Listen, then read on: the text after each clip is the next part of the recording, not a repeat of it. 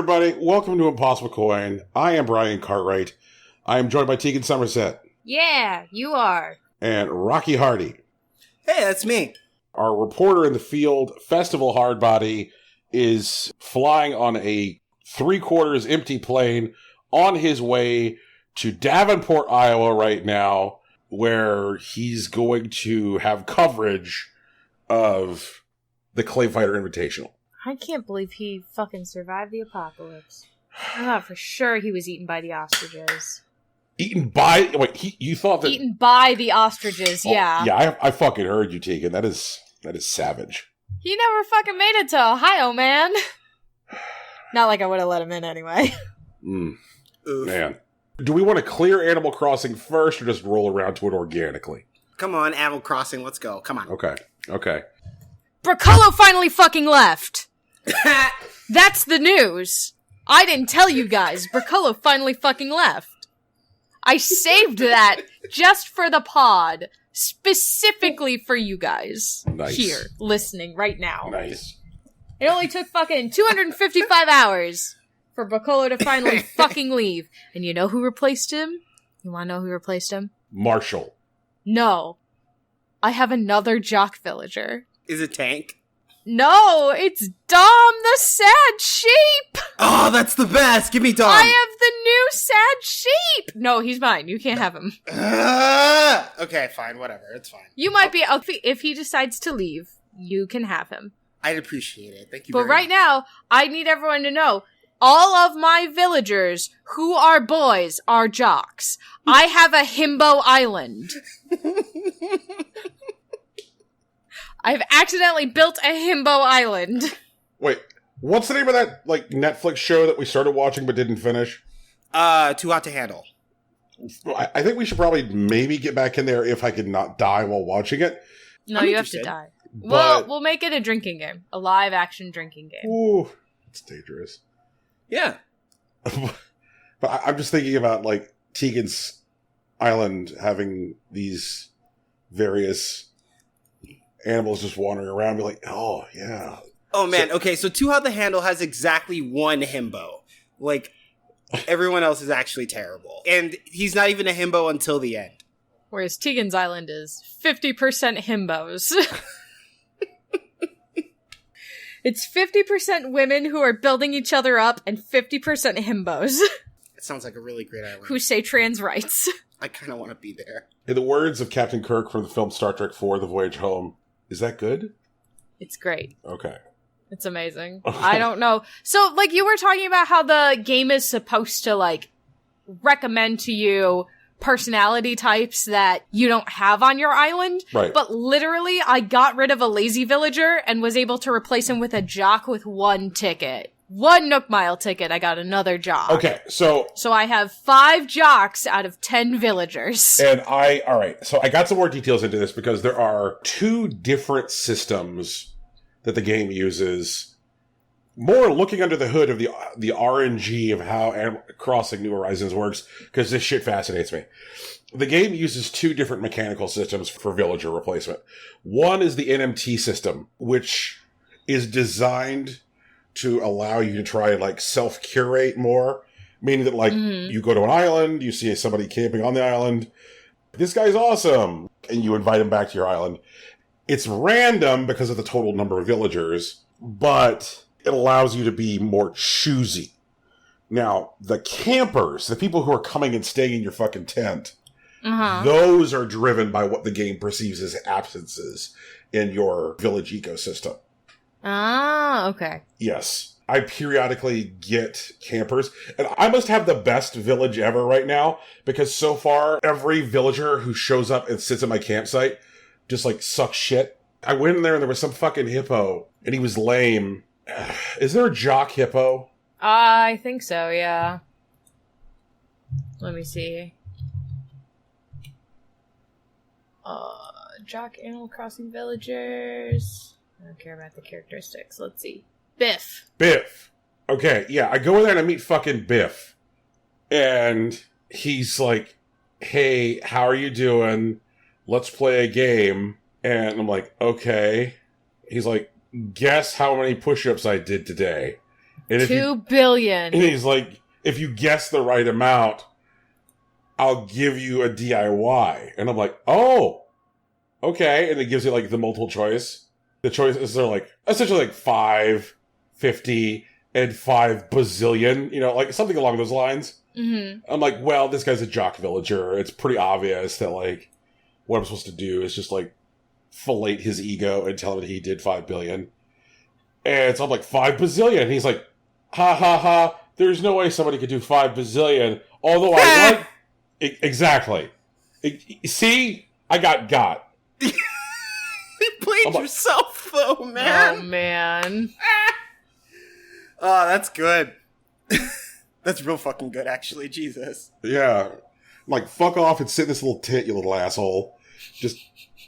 No one likes you. Rude. Someone does. I don't know who it is. Yeah, there are people Someone does. There are people who get weird about the hippos in this game. There are people who get weird about all the villagers in this game. That is true.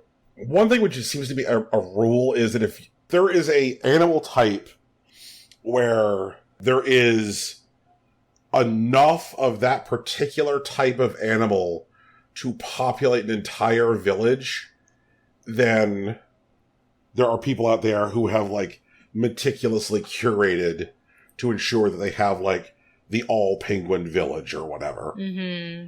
And I'm going to assume that every one of those people is deeply empathetic and owns 8 fursuits. And they always pay top dollar for them. Uh-huh. Because the people who buy fursuits, they pay well. Yup. They just sit there in front of their fucking television and they're a penguin village. I am the 11th penguin. I like the randomness of it. Like, oh, this is my villager. Neat. And when the game exposes you to opportunities to be selective, then like certainly embrace them. Like if you're visiting a friend's town and there's a villager who's preparing to move out, talking to them is like an opportunity that the game presents. Or if you're on a Nook Miles Island, then certainly there's an opportunity the game presents. But like, I don't know, there's something about the villager trading that just still feels weird and icky to me. Mm. I mean, villager trading is still mostly icky and weird, especially when there are like actual transactions involved. Yeah. Yeah, that's the end of that sentence. There isn't a but or anything.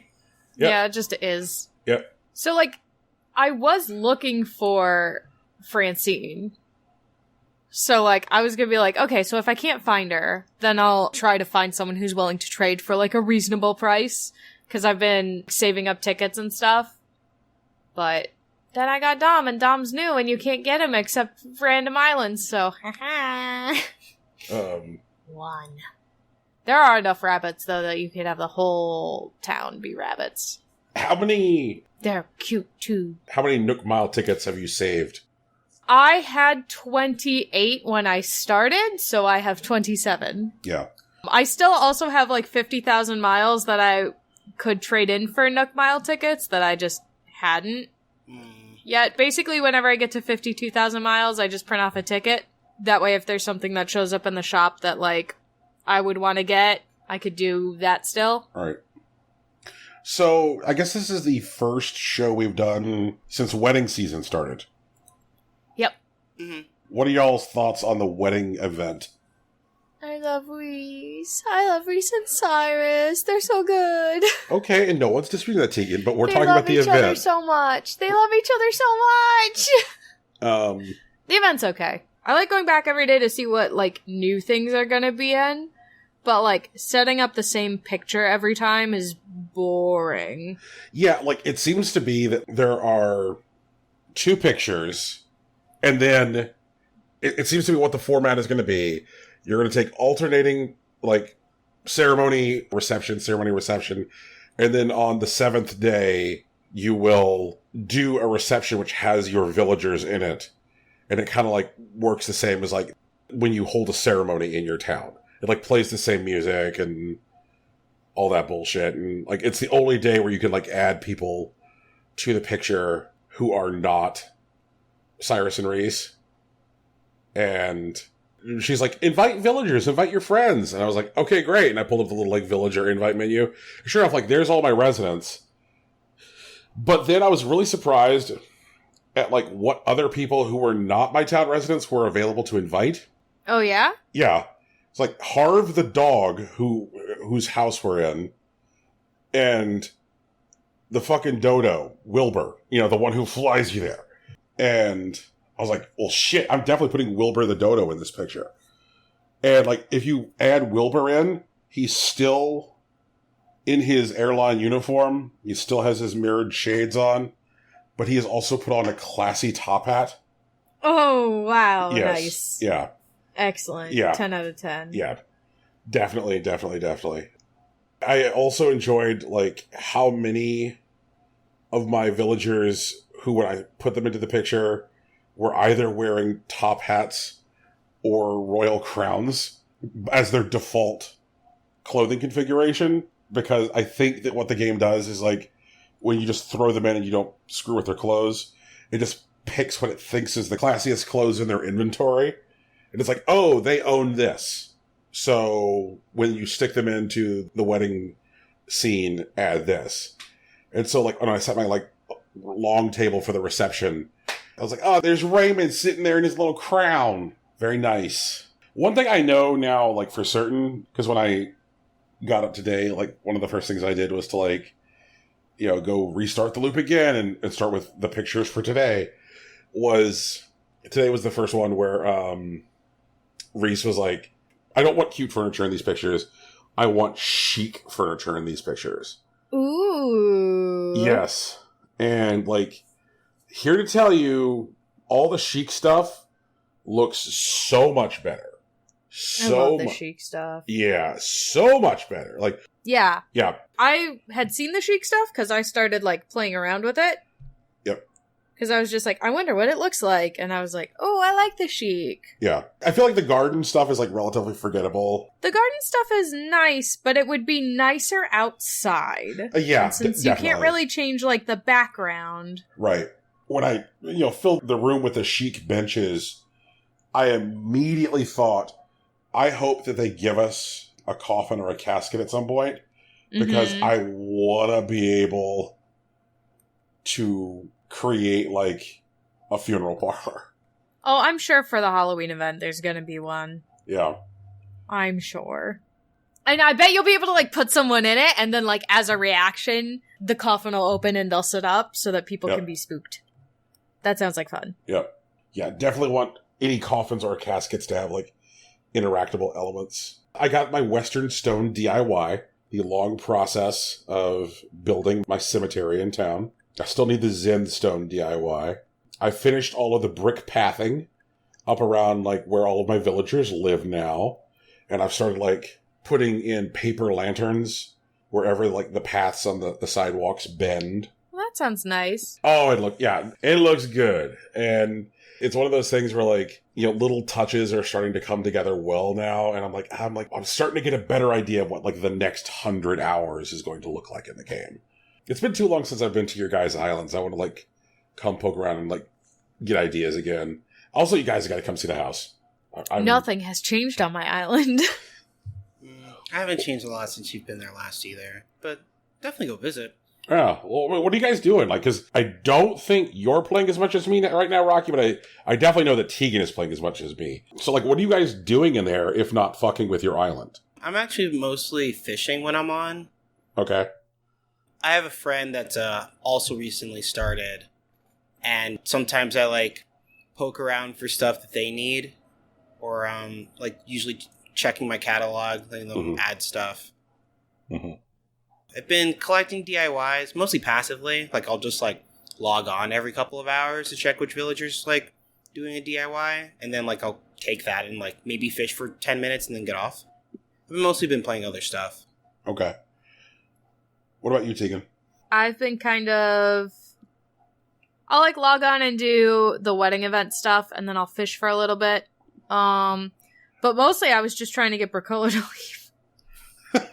I just wanted him to go away. And so now that he's finally gone, like, I'm gonna work on reorganizing my houses a little bit. You say houses, like, plural? Yeah. Like, my villagers' houses and stuff. Oh, okay. I'm trying not to change, like, my island layout too much. So I'm really trying to just, like, live with what it gave me, more or less. Right. And I realized that the way my houses are set up right now, I need to move Flo and Mott so they're with all the other villagers. But also, I need to move Samson's house and what was Bricolo's house and is now Dom's house 2 spots back so that they're in line with Octavian's house. And, like, the game will not let you move it 2 sides back. You have to move it somewhere else and then move it back to that spot. Mm. It's really frustrating. Yeah. But that's, okay, I guess. It's not like I don't have the bells to do it, so that's fine. I finally got a large star fragment. Oh, that's good. Yeah. I mean, I think you guys know that, like, it had gotten kind of comical. I got up to, like, 50 regular fragments. Like, I had, like, 3 Taurus fragments, and then, like, 2 of whatever comes after Taurus. And finally got a large star fragment. And I was like, I could finally make my ass a wand. I've been sitting here waiting to make a fucking wand for like 11 years. I could finally do it. So I picked myself out some little outfits. Does it pop the name of the outfit up on screen when you do that, or? Yes. It does. Good, okay. Because there is a pair of like pixel art shades that the Able sisters sell, where it's like, these are sunglasses, but they look like they're pixel art. Yeah. Yep. So I have got an outfit that I've named Deal With It. So that way it'll, pop Deal With It whenever I change into it. The way you say that, it sounds like you aren't aware that those shades exist in real life. They do exist in real life. They're dumb in real life, too. Okay, so Brian's like ratio, right? He said he got like 50 standard star fragments before he got a large one. He was, frustrated by it. And those kind of sound like Monster Hunter desire sensor numbers. One of the things that is a pretty common complaint among Monster Hunter players is that if you're farming for a particular item, it seems as if the game shifts it, like the RNG tables away from you. And when people like don't care about whatever they're getting, they tend to get the thing. And the important detail about all of this is that transferring items isn't possible in literally any Monster Hunter game. So it was a well-known, well-documented, common event where if you're looking for a high-rarity item and you bring a friend on like a hunt that doesn't care about the fight, maybe they've done it before, maybe they haven't, they immediately get like the high-rarity drop, but you've been like sitting there doing like 30, 40 runs of it and like you still haven't got one yet. And it makes me wonder, since, Nintendo has pioneered the dick detection technology that was, eluding everyone for years, if they have somehow reverse engineered the desire sensor that Capcom has been putting in Monster Hunter for decades. I could fucking see that. Also, speaking of, like, shit which has been, seemingly missing on my island, CJ stopped by. Which, also, like, is part of a particular RNG table. I'm telling you, maybe they have a desire sensor in there. Yeah, right. I was like, okay. Animal Crossing works for the bourgeoisie. Oh, no, Tegan, I think the way that Joe was saying that, like, it's sort of, like, trying to inspire or encourage particular types of behavior, I think this desire sensor is probably more of, like, a non-attachment style thing, that you're not, like, trying to wait for particular items, but you just have to be happy with whatever shows up, and then you just get good stuff. You know what? And it's funny you should say that, Rocky, because let me tell you about getting the large star fragment. Mm-hmm. When I got that large star fragment, I got 2 on the same day. Okay. And I think I've told you guys, like, how common meteor showers are for me. You've mentioned it, yes. Yes. In the last 7 days, I have had 5 meteor showers. Sick That's invite, a bro. lot of meteor showers. It's like Celeste is fucking there constantly. Yeah, sick invite, bro. Shit. I'm sorry, what? I'm kind of mad that you didn't invite us to your many meteor showers. All right. Yeah, rude. Okay, now look. That's on me. That's also on Nintendo. And let me walk you through that. Sure, go ahead. Basically, when the meteors show up more fucking common than the turnip lady, then, like, they just don't even feel special to me anymore. So, like, I'm like, it's kind of like, would you like, I wouldn't, like, invite over people to, like, watch me take a shit. You know what I mean? Because it's like part of my regular everyday life. And, like, yeah, or brush my teeth or comb my hair. Or, like, it's like, yep, this is just life. This is just the thing that happens. And, like, the meteors were happening so frequently, it just felt like the thing that happens. Like, oh, meteors again. Yep. Brian, I don't say this often, but I feel like you need to check your privilege here. Okay. Okay. I'm just saying that if you get Reggie bitching about drop rates in the Nintendo game now that he's no longer in their employ. Oh, damn. Is Reggie, like, bitching about drop rates? Yeah, he did say that he thought that they should show up more often. You should get more star fragments. He was specifically talking about large star fragments. Yeah, he was. Yes. It was a time. Well, like, maybe we should just at Reggie, hey, Reggie, we got a guy. He gets a meteor shower as often as he sheds. Like, maybe you should come by, see if we can get some large star fragments. I'm going to install a fucking golden toilet right by the airport. You come in, I'll be sitting on it. I just wish until you're done. Oh my god. But, like, the night that I finally got it, I was so put out by them. So put out. I'm like, I am fucking done with these meteor showers. Because I just wish and nothing ever happens. And, like, now that it's June, the next day, I'll be, like, running down the beach. And I'll just see that flash of blue. And I'm like, oh, is it time? I'm like, summer shell, fuck you. Like, wait, summer shells have unique beach recipes. Like, I found, like, a starry, sandy flooring that requires summer shells. Right. Yep. And so, like, I'm saving summer shells right now. I haven't gotten any of the DIYs for them. I'm like, oh, these are going to be the new large star fragments, the DIYs for these fucking things. Brian, you gotta let go, dude. Not attachment. That's how you get them, I promise. There's no way that the game can, like, measure emotional resonance. Brian, we said this about Monster Hunter for years, and yet it still works. That's all I'm saying. Also, like, it probably tracks how hard you're hunting for stuff based on your player behavior. So, the night that I got 2 large star fragments, I made exactly 3 wishes on stars. That was it. I was like, fine, fuck it. It was like the last thing I did before I logged off. I was tired. I was like, all right, here we go. Wish, wish, wish. I'm out. And then 2 of them were large star fragments? I had 2 large star fragments, and for no apparent reason, 5 regular fragments. I'm like, this is from 3 wishes? Ooh, okay, never mind. I have a new theory. Okay. The RNG in Animal Crossing is toxic. Like, that's some real, like, I'm sorry, please baby, no shit. Yeah, like, I was happy, but I was also hot, if that makes sense. Yeah, of course. Yeah. I've been riding around with so many fucking of the regular star fragments that when, like, Celeste was like, hey, I'm going to give you one of those recipes that is supposed to be like a reach recipe, you know, that you're going to have to save up for. Here you go. Here's the recipe for a lunar lander. Ooh. And I was like, Celeste, I literally just have enough fucking iron and star fragments just riding around. I just went and made a lunar lander, like, right then. And... Right. And I came back and I, like, she's like, if you make it, let me know. And I came back and just, like, plopped it in front of her. I was like, where's your god now? You know, like, fair listener, if it sounds like I hate this game or I'm overly disgruntled with it, again, please know that, like, I'm loving this game. Like, there's a reason that I've got, like, 135 hours into this thing. It's got its hooks in me hard. It is very satisfying. I'm enjoying seeing Vesta, you know, rehabilitate and join a community where she's appreciated. That's been fun. She's getting along real well with Ava. They're the chummiest of chums. Sometimes they sing together. It's cute. And I'm very happy that the thing that Kevin is calling me has started spreading around the village, as it is wont to do. No, I'm sorry. Not what he calls me, his catchphrase. Right. And there's just something about Vesta, the twice discarded sheep, saying brother in all caps with like 3 exclamation points, which is so satisfying.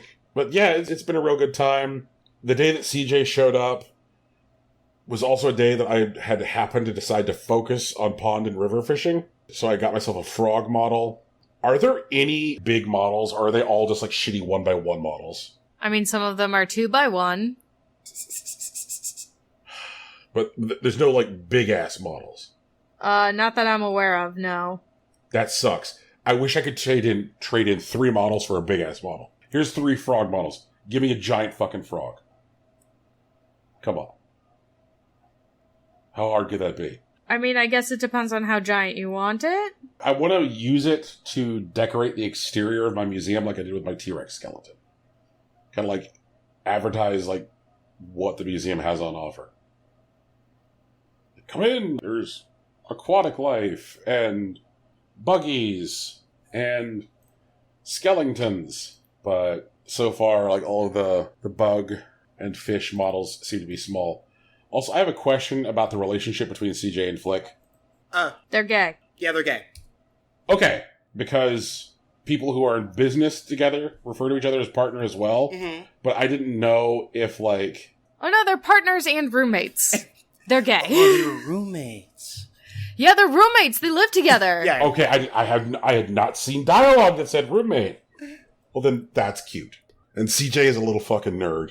It's, like, very obvious that, like, Flick is the cool one. Oh, of course. Flick is the cool one, and he has anxiety. Him good. But he really loves bugs. He loves bugs so much. He does. He is way into that shit. Like, he is super stoked. But yeah, like, CJ is a little nerd. He's a fucking geek. He is a good new character. And, like, all of the dumb esports puns C-sports. are top shelf. Yeah. His sea sports. Yep. He's a streamer. Do you get it? A streamer. Yeah. Do you get it? Here's CJ's dialogue. CJ goes, "Oh yeah, my partner makes the models." And then, like, after you get the models set up, he goes, "Yeah, Flick, he's the one who's making these models. We live together." Yep. Cute. They're gay. I certainly thought that was the case, but, like, I hadn't seen any dialogue saying that they were roommates, but, like, hooray. That is adorable. It actually sounds like it is something which is, like, intentionally canonical, as opposed to, like, half of Tumblr screaming about how Blathers is their gay father. So Blathers has passions, and he may not understand your passion, but he respects it. when I take stuff to Blathers at this point, I will ask Blathers to tell me about fossils. I will ask Blathers to tell me about fish. But I respect his discomfort, and I do not have him tell me about bugs. I exercise restraint when it comes to bugs. With most common things that I tend to find now, I'm not going to ask him to tell me about them, because I know he clearly doesn't want to. But when I bring him a bug that seems especially rare, or like especially interesting, I do ask him to tell me about it, even though he dislikes it, because I do want to know about the bug. I try to bring bugs to him in groups so that he doesn't have to tell me about them. But if I catch it again, I will ask him to tell me about it. And half the time it's so I can be like, ooh, gross. Because I also don't like bugs. So I'm like, hey, tell me about this nasty thing. Disgusting, next. I just like the reaction so much when you spare him having to talk about a bug. Where he like gives you like the quite, like he's just like, he's like, phew, I don't have to talk about this. Like, it's such a delight. Oh, gosh, you. Hush you. Not you. Nico. Nico doesn't like that I disrespect Blathers. As he should. Well, yeah. So it sounds like we like the stuff that we're getting from the wedding event, but the event itself is like kind of repetitive, which I think is like a fair criticism. I hope at the end of the wedding event, they go, you know what? We like you so much, we're gonna move into town. We'll talk to Tom Nook about where to set up our shop. And then, like, you go back at the end of June and he's like, yeah, so, where you wanna set up retail so that I can finally fucking dye all this stuff to match? Okay. I have a question about inexplicable design choices in this game. Mm-hmm. There are many. Yes. So, as of June 1st, when you fly to Harv's Island, your dodo can do two things for you when you talk to him, which he has not previously been able to do, but he can only do this on Harv's Island. Uh-huh. He can either send items directly to your storage at home, or he can buy the items for the same rate as after-hours drop-off at Nook's Cranny. But when you buy things from Cyrus for heart crystals, they're delivered to you by mail the next day. And the only item you acquire is whatever thing Reese gives you for the day. What the fuck is the point of giving you this functionality on Harv's Island, but not on the Nook Mile ticket islands? It sounds more like an afterthought to me. It does. But I mean, specifically because, they added, like, the code for this event post-launch. Like, it wasn't around, like, when anyone was data mining, at least as far as I can tell. And, like, if that was something that was, like, changed in the patches, then they haven't made, like, a global patch that makes it work on Nook Mile Islands yet. That is a thing that they seriously need to do, because it'll go, I think, a long way toward, like, stabilizing the economy in the game. Because the size of the Nook Mile Islands is so much smaller than the size of your island, it's a lot easier to do things to manipulate the spawn rate on the islands. And so if you want to try and, like, do a little light manipulation of the terrain to force the spawning of things which are more expensive, you can do that. You can't really do it effectively at home. All you can do is just be like, I'm going to fish for 4 hours and throw back the sea bass. And I guess as of June 1st, and throw back the sucker fish. Okay, Brian, I do want to make sure I heard this right. You said that those changes would help stabilize the economy? Yes. Not ruin it? Are you sure? Right.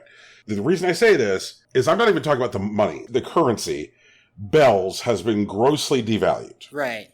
And so what has happened is that Nook Mile tickets have become the default actual currency of the game.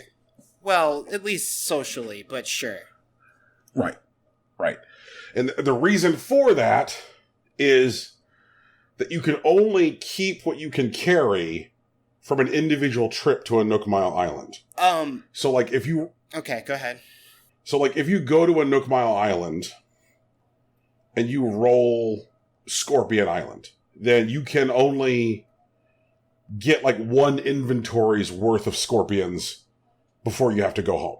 Right. But if this change existed, then you could do as many as your personal patience would allow before you head back. Right. And so, like, if you do 5 loads of scorpions right now, that requires 5 Nook Mile tickets. But if they implement this change, then you could do 5 loads of scorpions off of 1 Nook Mile ticket, which will then stabilize the value of the Nook Mile ticket, which should hopefully force value back into bells.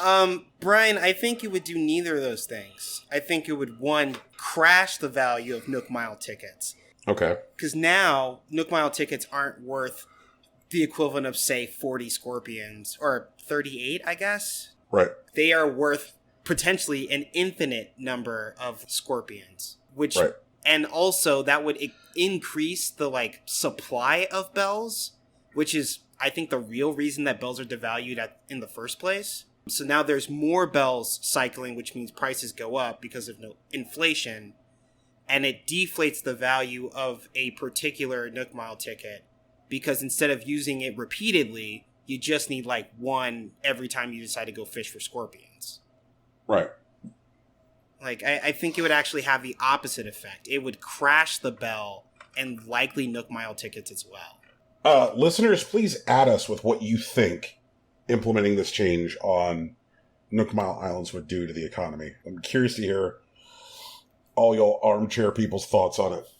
So, what can Nintendo do to stabilize the in-game economy? Well, I mean, if that's particularly their goal, they need to limit how many bells people can make. Maybe they impose a tariff on, like, flights to other islands while you're carrying valuable items, say turnips or high value, like, furniture. And that wouldn't be fun for a lot of people, but it would definitely reduce the amount of bells in circulation, and it would likely discourage large amount of trips.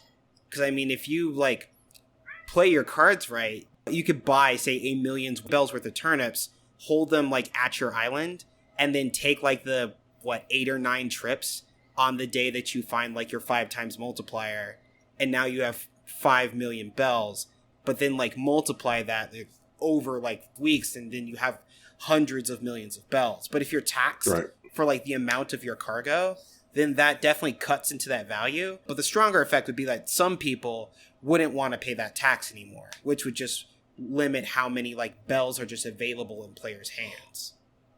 So I think that there's a way that you could make the informal communities where people know each other but are doing stuff like sharing turnip information still manageable. Mm-hmm.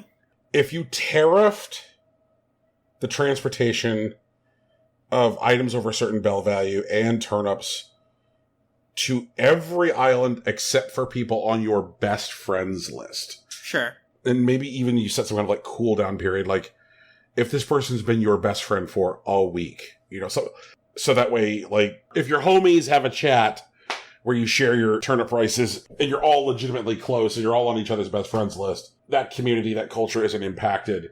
But if you're sitting on Reddit for fucking 4 hours a day, you're going to get like taxed at a 70% rate. Sure. Yeah. Like I think leveraging best friends as like a relationship tool and like arguably a business tool would be a interesting choice. And it should be effective, as far as I can tell. Maybe not 100%, but it'll definitely do some damage. Right. It would also be a good idea to introduce like newer luxury items, but that like, you know, would cost higher amounts of bells.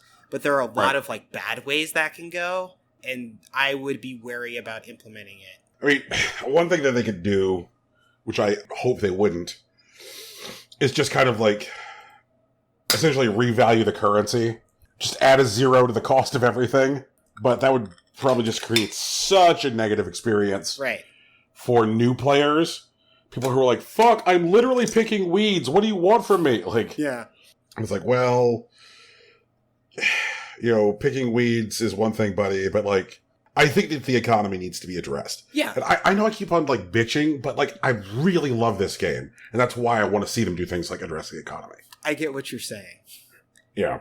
Tegan, do you think the economy needs to be fixed? Not really, but also I don't, like, pay attention to the economy. To me, the economy is bells. Like, I think the bell situation is fine. I think if they change that, then, like, none of the furniture will have any worth, and, like, there won't be any of that sort of sense of accomplishment. And then the economy will shift from, instead of, like, Nook Mile tickets to bells, it'll switch to DIY recipes. Ooh. That's interesting. I think, like, the major problems with the economy specifically is, like, access. That there are simply, like, too many tools to, like, earn bells, like, exponentially. And it's not even that there isn't enough stuff to spend it on, because it's not exactly true. It's just that there aren't enough, like, controls to, like, make it so that with a minimal amount of work, you have enough, like, bells to face roll the entire game. But, you know, there are rewarding parts to that as far as a gameplay experience goes, but it's definitely harder to control, like, especially in a game as social as this one is. What? And for the record, I think this might actually be a new personal best for, like, length of time talked about Animal Crossing on a single episode. Yeah, something like that. Which is wild, because I definitely have other games that I would like to talk about. Oh, but you called Animal Crossing. I want to talk about Bug Fables, because, like, it's neat. And it's like, well, I mean, if you look at the game, and, like, you know, if you've played video games over the past 20 years, you can tell that it almost looks like a one-to-one ripoff of Paper Mario, but with bugs. Right. It has the action RPG combat style, and, you know, you have a couple characters in your party. There are, like, things about the game, both in combat and, like, the world itself, that differentiate itself from Paper Mario in meaningful ways. But it's, since, like, you know, what, Thousand Year Door came out 16 years ago, and there really hasn't been a game like it since. Especially since, like, the Paper Mario series itself shifted into something else immediately after Thousand Year Door. It's really refreshing to, like, flex those muscles and mess around with stuff. Mm-hmm. I mean, it's a little different because, like, now there's 3 people in your party instead of just 2. And the characters are all equally important as opposed to being Mario and, like, a cast of partners. Mm-hmm. I feel like the platforming is something that I took for granted in standard Paper Mario. Of all the amazing things that the Bug Fables team did, its platforming is just not as clean or fun as the original Paper Mario was. Mm-hmm. Or even like Thousand Year Door. Like, it just feels less polished. And it's something that I guess, like, you know, I never would have thought about that I would have a complaint about in a Paper Mario-like game, because the only ones that have been doing it is Paper Mario. But the writing's pretty good. It's less snappy, I think, but I want to say it's aged up a bit. Like, there are different things that the script is concerned with talking about that aren't exactly like a million jokes a minute. So that's definitely a shift. One thing that I found that was really interesting is that let me take a step back. In, like, Paper Mario, in every single game, even the ones beyond Thousand Year Door, like, generally you have a ability that a partner gives you that will give you information about an enemy in a battle. So, like, you're standing in front of something and you could press a button at some point where it's like, this is a Goomba. It has 2 HP. It has an attack value of 1, a defense value of 0, and it's going to try to jump on your head. And usually there's, like, some fun, like, little jokey thing in the middle of it. In Bug Fables, there are, like, that same tattle abilities. Everyone can use it. And depending on who uses it, you get a different bit of script based on the enemy. But there is also a side quest in which you can discover that all the creatures that you've been, like, tattling on, you've been cataloging as, like, playing cards. And they can be used in a mini game to play, like, a increasing mana over turn type card battle game like Hearthstone or Legends of Runeterra. Ooh. And there's, like, a whole side quest that's unrelated to, like, the main plot, that you can find these, like, hidden masters of this card game, which you can only do by basically talking to everyone. And, like, it's never, like, immediately apparent when you look at someone, like, oh, this is a card master. So you just talk to people, and then one of them was like, oh, hey, you have a deck? And, like, you're carrying, like, an artifact that every time, like, you beat a card master, it, like, adds a suit of, like, standard playing cards to them. And, like, once you complete all 4 card master battles, then you have a ticket that will allow you access to, like, a card battling tournament, which is also not related to the main plot, but you can just totally fucking go do. And it's really interesting because now it is, like, encouraging me to not only enjoy the things that I loved about the Paper Mario series, but also, like, be open to, like, new takes on, like, what these old mechanics can do. Because I was, like, tattling on enemies because that's just something I'm used to doing in Paper Mario. I want to know how much health the opponent has. I want to know if they have defense that I need to plan for. And I want to have, like, a clear understanding of how much damage I'm going to take per turn. But now, I got a bonus card game out of it. It was completely a surprise to me. And I'm so happy that I'm playing this game. Okay, so I bought Bug Fables yesterday. Gang. Yeah. At this point, like, the buzz is too strong. Okay. And as somebody who has actively never fucked with the Paper Mario series, I feel like I'm a unique niche of possible customer. Sure. And I was like, I want to get in there. So give me an idea as to, like, how big this thing is. Like, how many hours should I plan on, like, devoting to this? I'm not done with it yet, but I'm on chapter 4. Yeah, I'm on chapter 4 after maybe about 12 hours. And then I was dicking around with, like, side quests in between. Mm-hmm. But I'm also a savvy player. I am playing on, like, quote, hard mode. Like, the game will give you badges early on that will increase difficulty. And I've gotten some significant challenge out of the game so far with those on. I would say, as a new player, getting used to the mechanics and whatnot, I expect it to be roughly like a 35 to 40 hour experience. Okay. That is a lot of meatball. It is also like a traditional RPG. Yeah. So take that as you will. Sure. Cool. Very cool. One of the things I very much enjoyed about Super Mario RPG was the absolutely interesting and wonderful ways that you could back up into side quests. Checking into a hotel without enough money to pay for it. You know, Did you play Super Mario RPG? I did. A long time ago, though. Yep. Like, I think I played it around something like 2006, like before Super Paper Mario came out. Yep. But I was still a teenager at the time. I feel like I'd have different opinions about it now, and maybe I'd notice a lot more.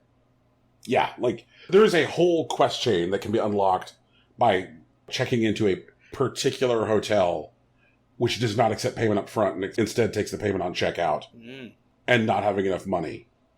Where, like, then your party is conscripted into the employ of the hotel. Wild. It's like, well, you'll have to work off what you owe. The game doesn't, like, signal that in any way, and one of the things I've heard from people about some of the subsequent Paper Mario games, which are spoken about, like, I guess more loudly, Sure, is that, like, those games are good for, like, having either interesting narrative secrets or interesting gameplay secrets that, like, that they are good games for having, like, you know, back alleys, so to speak. Right, yeah. And, like, if Bug Fables honors that tradition, then I'm keen. There's definitely bits of that. Like, the card game thing is probably one of them. There is, like, a formal, like, side quest system, sort of, because you are, like, a mercenary of sorts, that you'll go to a posting and pick up jobs. But some of them, like the card game quest that I found, was not a part of any such board. It was simply because I happened to be in this particular place where there was an NPC that was designated to teach me about card games, but I didn't know that until I talked to them. Man. Cool. Other games that you wanted to talk about, Rocky? It's kind of outside of our scope, but one thing I do want to talk about, and this is mostly me rambling, and I apologize, is that I've been craving a particular experience that's originated from anime, so, like, that's kind of my fault. I've talked a bit on this show about my adventures in MMOs, specifically with raiding, and I've also talked a bit about, like, tabletop RPGs and how I've played them, and, like, I definitely want an intense gameplay experience where mastery, sacrifice, and development is important, when risks are rewarded with new challenges and new abilities and whatnot, and proficiency is rewarded by, like, I don't know, access and maybe arcane developments. And I've had trouble with that over the past couple of years, and a lot of it, I think, is maybe because I haven't been playing with the right people, especially, like, in raid experiences. I definitely have run into a lot of people that aren't interested in that experience at all. I've had, like, people that are focused on, like, you know, the kind of get in and get out thing. Like, I mastered this, I want to run through it and get out. Or, like, people that, like, I just want to cruise along, and, like, if things get hard, I'd rather not deal with it. Sometimes because they have limited amounts of time. Sometimes because it's just not what they find fun. And in the tabletop scene, it's a lot more, I want to say, like, larger personalities that they want to use to drive, like, their game. At least the people that seem to be especially proficient. Right. Which is also fine. It is a valuable and much sought after experience, but it's not exactly what I'm looking for. And I'm kind of at an impasse now, because I did just wrap up a tabletop game that we've been doing for a couple of months. And a lot of my experience with this particular group was a need to hold back at all times, whether it be at the expense of straight up gameplay or the fun of, like, people that are playing. And I kind of just want to go apeshit. I want to really be able to go apeshit, and if I take the hits for it, that's cool. Mm-hmm. Or if there's something that I feel confident about and I take a risk, and if I lose for it, that's fine. Or if it costs me something, I still want to be able to grow from it. And a lot of that is, like, personal choices and, like, ways that you react to, like, I guess, what's happening around you. But I feel like there's some way to bake some of that into whatever you're dealing with, and I haven't found it yet. But I'm interested in finding it if anyone knows where that might be. Okay. Swipe right on access and rewarding challenge. Oh, that sounds great. I would like that very much. Yeah. So, one of the games that I've been playing in addition to Animal Crossing is, for the most part, not really about rewarding challenge at all. Sure. Which is Maneater. And at this point, I have been, like, kind of been dawdling. I can feel the end of the game near. And I'm like, I don't want to get in. It's too stupid. And walk me through that. Okay, Rocky, there is literally a mission where at this point the game assumes that you have like such a powerful combination of evolutions that they just tell you eat 10 hammerhead sharks, kill 10 hammerhead sharks. Okay. Right. So like, and I don't think I've watched enough of like. So the game starts like there's like a prologue mission where you're like a fully evolved powerful shark, and then that powerful shark gets killed by like the evil Cajun hunters who I know I have talked about. Mm-hmm. And when that shark gets killed, the lead evil Cajun hunter cuts its stomach open and pulls out a baby shark and is like, "Who dead, Dad? Look at that bull pup. Oh, yeah." And, like, cuts a notch in its fin. And, like, just as it's about to, like, throw the baby shark back in the water, because he's like, "I want to kill you once you're strong enough. If I kill you when you're small, it's not fair." And so then, like, little baby shark, which is you, is like, "Ah!" And, like, you bite his hand off. Oh, fuck. Which means that, like, the main villain has a hard-on for you because you took his hand when you were a baby.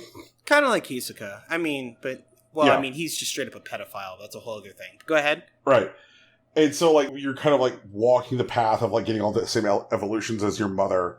And there's, like, these various cool, like, evolution caves and stuff. And so, like, you eventually get so powerful, like, the game assumes that you're ridiculously powerful. And it's just like, go kill 10 hammerhead sharks.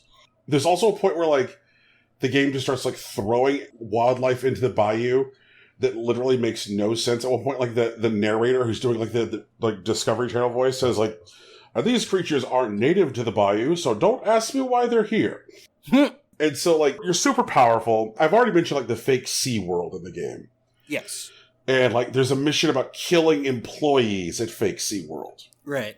Okay. Now, there is something else at Fake Sea World. Okay? In the game, there are what they call, like, apex predators, which are, like, the strongest available version of that type of animal. Right. One of the first apex predators you encounter in the game is, like, the apex alligator. And, like, they put the apex alligator early enough in just to teach you what the apex system is and be like, "Oh, fuck!" Like, steer away from the ones labeled apex until, like, you're good. So, like, you get wrecked in the apex alligator fight, and you know to go kill other alligators and return to the apex alligator later. In SeaWorld, there is an orca tank. And you can belly flop in. Because you've now, like, found the upgrade, presumably, that allows you to, like, breathe outside of the water. And holy Christ, Rocky. I think it's fair to call the rest of the game, for the most part, like, a super-duper power fantasy. Right. But then you go into the orca tank, and it's, like, very clearly, like, one of those, like, optional bosses from old Final Fantasy games. For sure. Yeah. You're like, okay, the final Cajun man is not going to be the apex orca. Like, the apex orca is, like, legit terrifying. It, like, stalks you for sport. Its AI is fantastic. It's an absolute murder machine. And so the thing which is kind of, like, throttling me finishing Maneater is I don't want to kill the final Cajun until I've killed the apex orca. For sure. I can respect that. Yeah. The game is still, like, firing on all of the notes I mentioned previously. Like, it's hilarious. It's super fun. Killing shit feels great. I don't know if you're old enough to remember how Grand Theft Auto 3 felt when it came out. No, I'm not. Okay. There was a very exuberant feeling where you're just like, holy shit, murdering things is amazing! Like, just this, like, this is the good murder feeling. That was Grand Theft Auto 3 when it came out, like, where you're just like, so if I just stand on top of this bridge, firing bazookas at cars long enough, a tank will eventually show up, and then I could kill the military men in the tank? Like, that's amazing. Maneater is very much like that kind of, like, exuberant murder is fun, kill everything, how quickly can you kill everything? You know, doing stuff like getting kill streaks going, lol, the Coast Guard. Like, whenever anybody tries to kill you, you're just like, whatever. Like, I've got the tools and resources to kill you. But this fucking orca.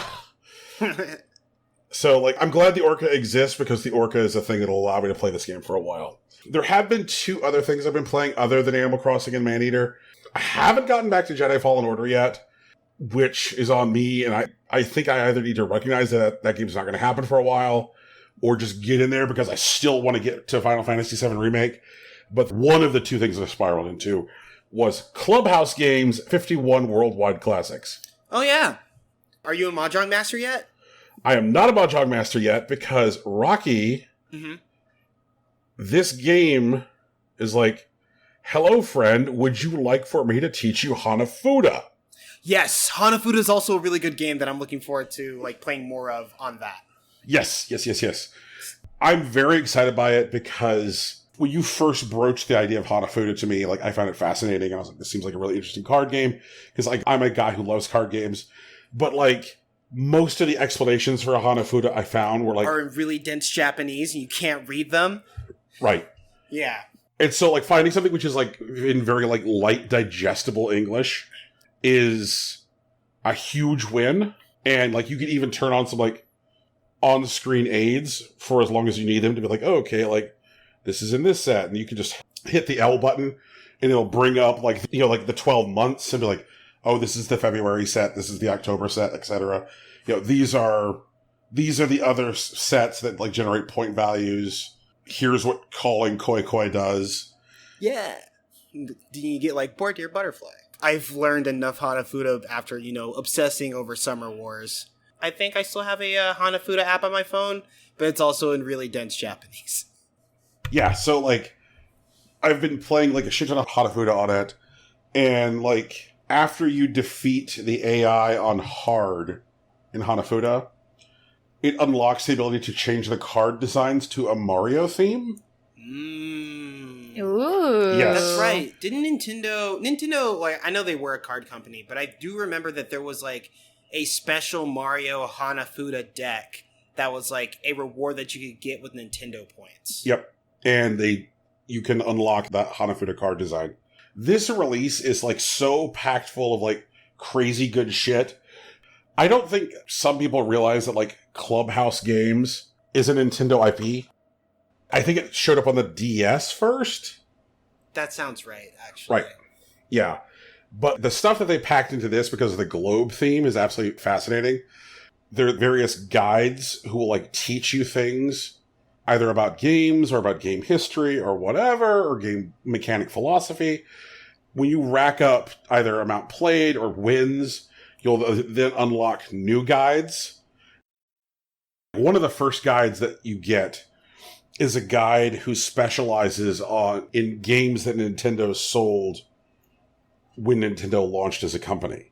Where they're like, I'll teach you the games that Nintendo was selling in like 1887. And you're just like, oh, holy shit, this is fantastic. And it's a really, really like smart, tight release. The interface is like very, very intuitive. It allows for like a ton of different control schemes. It works well with like a 2 Joy-Con setup. It has a single Joy-Con setup too, which makes sense because there's not really any like moving the camera you're going to need to be doing. So it shouldn't need a second analog stick. Also, there's a lot of games which have really good touch interfaces for when you're in handheld mode. So stuff like Hanafuda, Go, Chess can all easily be played with like dragging your finger on screen, which is also like very, very helpful. And like it does stuff like tracking your wins in individual game types and surfaces information about like the history of the individual game that you're playing after each individual win. There are games in there that I've always associated with like a copyrighted, trademarked version of that game, which is commonly available in the US. Like there's a game which is in the set called Last One, where like when I see Last One, I'm like, this is Uno. And they're like, no, motherfucker, like this is Last One. Here's the history of Last One. And like, that's fascinating to me because like I've always associated with like the commonly available copyrighted version in the United States. when they're like, here's 4 in a row. I'm like, oh, you mean Connect 4? They're like, no, I mean 4 in a row. Here's the history of 4 in a row. Good stuff. Good stuff. I really wish that Nintendo had launched with Breath of the Wild and this instead of Breath of the Wild and 1-2 Switch. 1-2 Switch is absolute dog shit. It is one of the greatest, wastes of $50 I have ever made. It is a terrible tech demo punctuated by uncomfortable FMV. And, I was talking about 1-2 Switch with my wife after I had fired up Clubhouse games, and we were talking about how 1-2 Switch feels like about 80% of the games in 1-2 Switch are you're jacking something off, and then you're going to watch a cute FMV about jacking something off. And instead, Clubhouse Games feels like a very dense, very Nintendo package of games, some of which will be familiar to the audience, some of which will be new to the audience depending on their locale. And it does a absolutely expert job of introducing games to new players. Even if you have a superficial understanding of the rules of a game, the way it explains the mechanics and the strategy philosophy behind the games is good stuff. I'm assuming you know how to play chess, Rocky, but even if you know how to play chess, I still think it's worth sitting through the chess tutorials. And also the difference between the skill level of the various AIs. There's easy, normal, hard, amazing, and impossible. And I was like, how nasty can 4 in a row, fucking Connect 4, how nasty can Connect 4 feel when I set the AI to I didn't even set it to impossible, I just set it to amazing. And I'm like, oh my god, fuck. Things were never this bad for me when I was just a man who had just escaped from prison. This is much more terrifying. So strong recommend. I'm really enjoying it. And also one of the things I really like about it, because of the implementation, is it's a good warming up or winding down thing. I have found that when I plan on spending 3 hours on shaping my island in Animal Crossing, it's good to either put that at the beginning or end. It's a good ramp up or ramp down game. Oh, okay, I'm going to spend 3 hours building brick sidewalks. And then after I'm done playing, 3 hours of playing with my brick sidewalks, I'm going to play a couple hands Hanafuda and 4 in a row. That kind of thing. Good friendless integration. It's easy to play online with other people, which means that, I'm delighted that there's now a way that, Rocky and I can, get to know Hanafuda together easily. That's a cool thing. The selection of games, very, very strong. So, get to know Moncala, get to know Hanafuda, get to know, 9mm Morris. And here to tell you, I knew absolutely nothing about 9mm Morris. Did you know anything about 9mm Morris? I've never even heard of that. Right. So... Right. And so, when they're, walking me through the tutorial of the game, and one of the things that it, leads within the tutorial of the game is the history. They're 9mm Morris is a board game which dates back to the Middle Roman Empire. I'm like, all right, Jesus Christ, Nintendo. You're it does what now? Excuse me? Yes. I also like the fact that 9mm Morris is a game that the way the game ends is the concession of the losing player. The losing player has to concede. Now, there is a point when it is impossible for a player to win, where they really can't do anything but concede, because in order to mill, you need 3 in a row. And so if all of your pieces but 2 have been eliminated, then you can no longer form a mill. And so the only thing you can really do is concede. But, absolutely fascinating. Just a great release.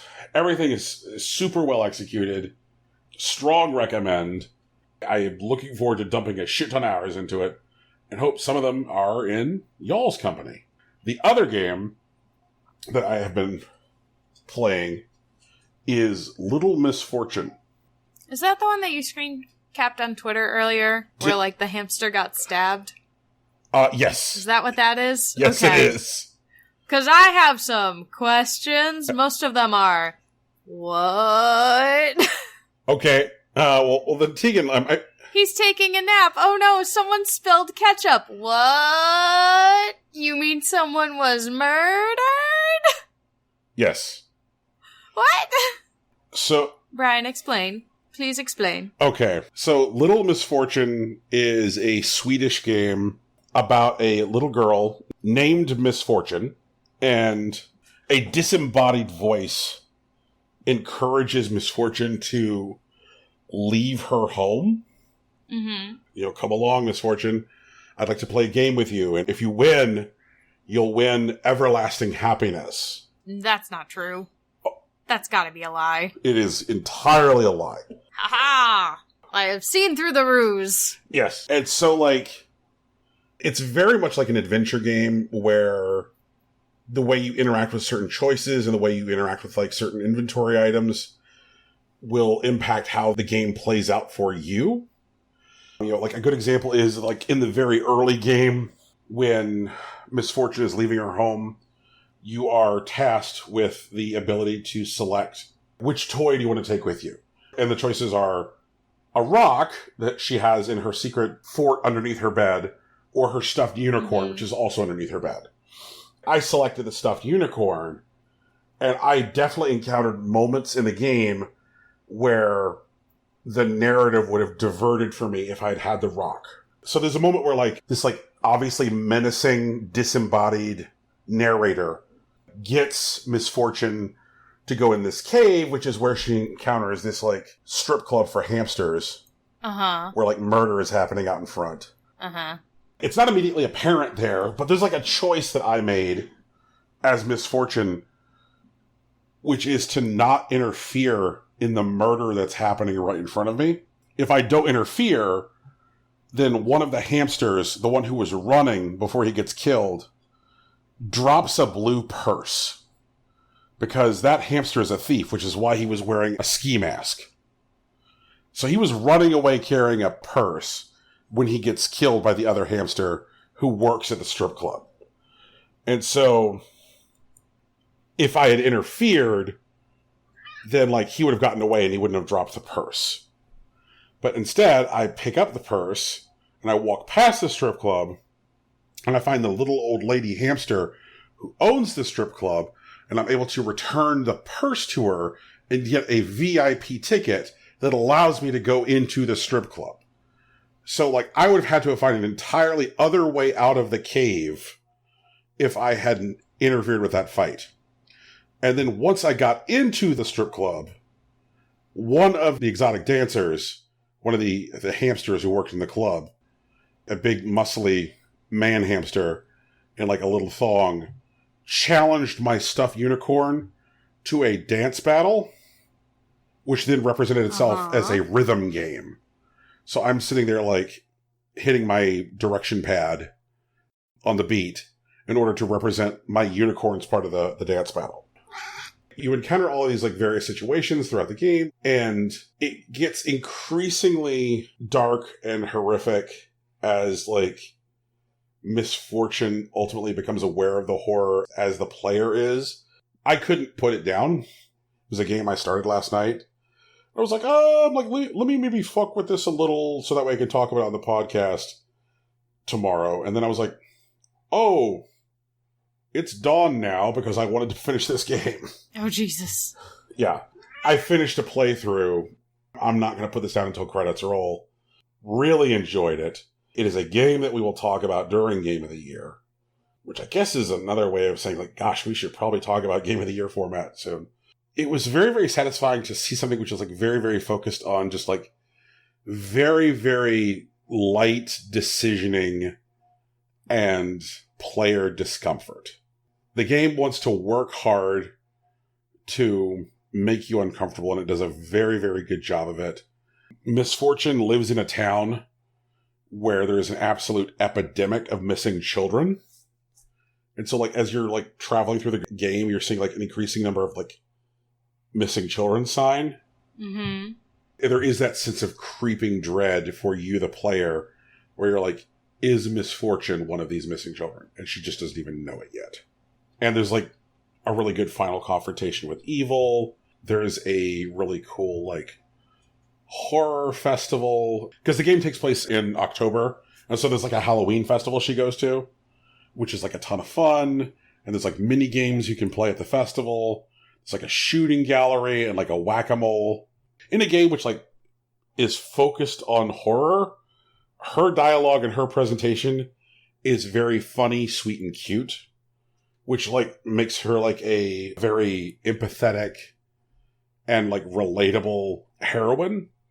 Because as she's like traveling through this horror world, you know, originally just kind of like innocently unaware, you can kind of like get behind her and root for her success and hope that she comes through this okay.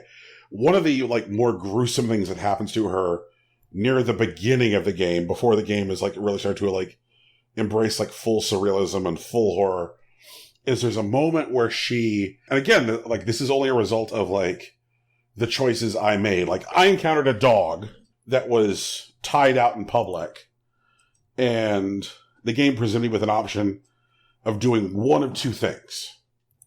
Either untying the dog from the tree and letting it go, or choosing to play with the dog. And so I decided to play with the dog because I was like, okay, maybe the dog's owner is around here somewhere and the dog is tied to this tree for a reason. I'm like, I'm not going to let the dog go. So I choose to play with the dog. And so I toss this rubber ball at the tree, and it bounces up and it hits this brittle tree branch, which snaps free, lands on the dog, and kills the dog. Ooh. Right. So the menacing voice, the disembodied narrator who is obviously evil, lets me know That you fucked up? it's like, here's who owns the dog. Are you going to tell this person? That you killed their dog? Or not? And so that presents you another choice. Like, are you going to do this or not? And I'm like, I should do it. Like, I should go let this person know that I killed their dog. And when I get to the house, I'm then presented another choice, which is to either knock on the door or ring the bell. I chose to knock on the door. And she's also under the impression that there's supposed to be a party happening there, because that's what the menacing narrator told her. Mm-hmm. Because the dog was wearing a party hat. And he's like, and now you've ruined his party because you've killed his dog on his birthday.